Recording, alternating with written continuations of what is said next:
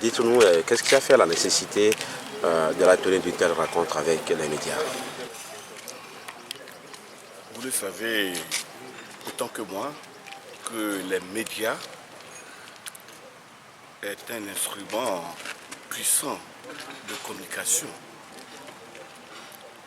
d'information, de sensibilisation. Partant de cette réalité, nous voulons, ensemble avec les médias, quand je dis ensemble avec les médias, je veux parler du ministère chargé de la formation civique, nous voulons donc ensemble créer une synergie d'action qui puisse nous amener à booster,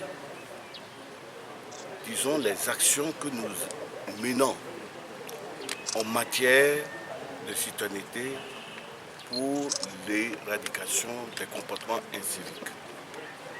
Et bien sûr, nous le faisons devant la perte d'amour pour la patrie que nombre de citoyens ont envers le Togo. Qu'entendez-vous des participants sortis de cet atelier? Nous attendons qu'ils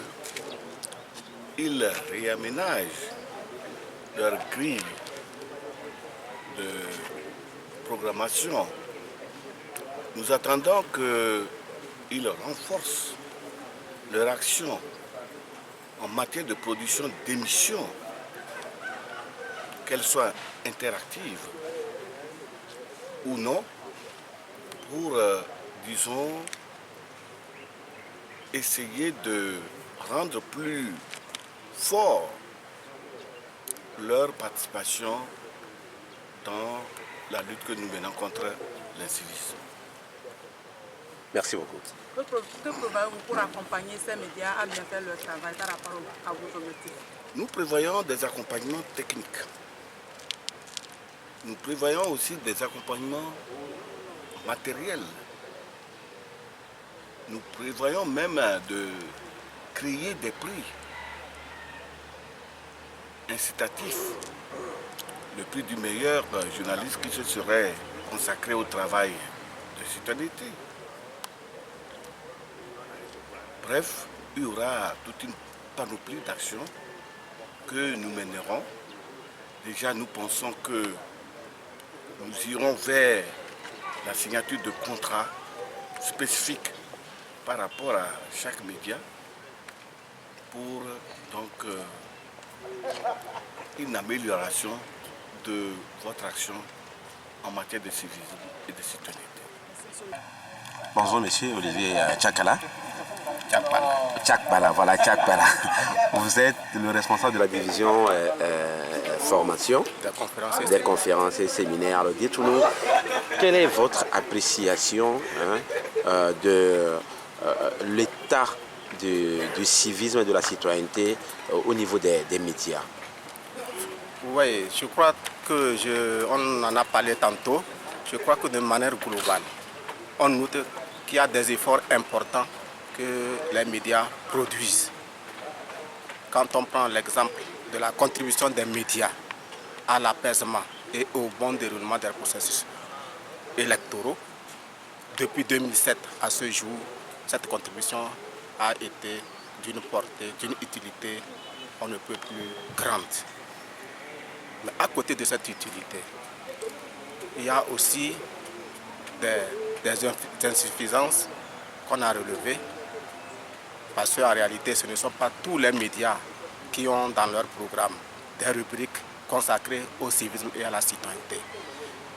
En dehors de ça, il y a aussi le fait qu'il y a les médias qui consacrent des rubriques. Il y a également des insuffisances à leur niveau parce que souvent, ces médias n'ont pas l'information par rapport au sujet qu'ils abordent. De sorte que finalement, les sujets abordés, ça peut être biaisé, ça peut même être des contre-vérités par rapport à la vision, aux objectifs prônés par la politique de formation civique et d'éducation à la citoyenneté. Justement, donc c'est par rapport à ça qu'il fallait absolument l'échange de ce matin pour qu'on puisse ensemble mutualiser nos expériences et surtout créer la synergie pour que désormais nous puissions parler d'une seule voix. J'allais dire qu'en dehors de ça aussi, on remarque le fait que les médias animent des émissions qui sont la plupart du temps un peu fermées. Ça ne permet pas une participation réelle des auditeurs, des téléspectateurs ou des lecteurs. Souvent c'est élitiste, réservé en cercle fermé et ça ne permet pas une participation des populations. Or ça c'est important pour un débat citoyen, c'est important qu'on puisse impliquer le citoyen lambda. C'est pour cela que dans les attentes, on a évoqué la nécessité de redoubler ou d'intensifier les émissions interactives, non pas seulement en français, mais surtout aussi en langue locale, pour permettre cette participation des populations à la base. Merci, monsieur. Merci beaucoup. En fait, l'opération Togo Propre, je pense que c'est une initiative à saluer parce qu'il faut voir dans nos localités de nos jours comment l'environnement est sale, les populations ne se prennent pas en charge en matière d'assainissement et d'hygiène. Donc je pense que c'est une opération à saluer. Elle contribue vivement à réduire le problème d'insalubrité dans nos localités. Oui, et maintenant, quel est votre constat par rapport à la participation de la population à cette opération-là? Je dirais, pour ne pas être hypocrite, que jusqu'au jour d'aujourd'hui, les populations dans leur ensemble n'ont pas adhéré totalement.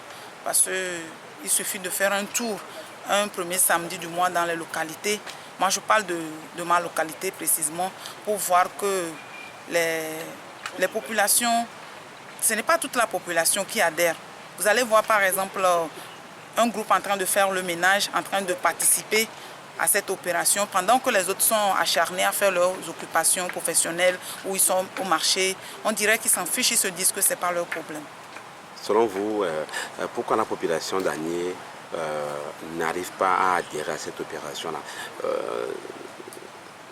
À ce niveau, je ne saurais trop l'expliquer parce que je n'ai pas fait une étude pour comprendre, mais j'estime que c'est peut-être qu'ils n'ont pas encore compris le bien fondé de cette opération. Peut-être qu'ils pensent que c'est une affaire de politique, c'est une affaire de gouvernement. Or, c'est quand même une affaire de nous tous. Peut-être qu'ils n'ont pas encore compris l'intérêt de cette opération. C'est pourquoi ils n'adhèrent pas. Donc, il faudra peut-être faire beaucoup plus de sensibilisation pour leur dire, leur faire comprendre que c'est d'abord dans leur intérêt. Et après, ça devient un problème public. Une rencontre d'échange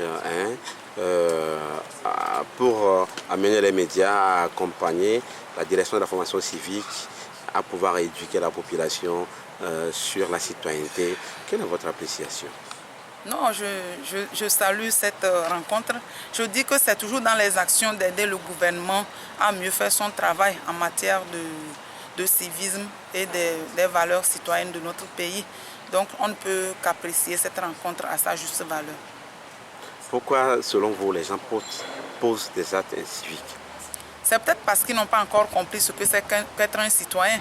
Si nous comprenons tous qu'être un citoyen, c'est quelqu'un qui adhère ou quelqu'un qui participe au quotidien, au développement de sa nation, de sa localité, on ne va pas se permettre de poser certains actes. Peut-être qu'on n'a pas encore compris le sens de ce qu'est un citoyen. Merci, madame. Merci à vous.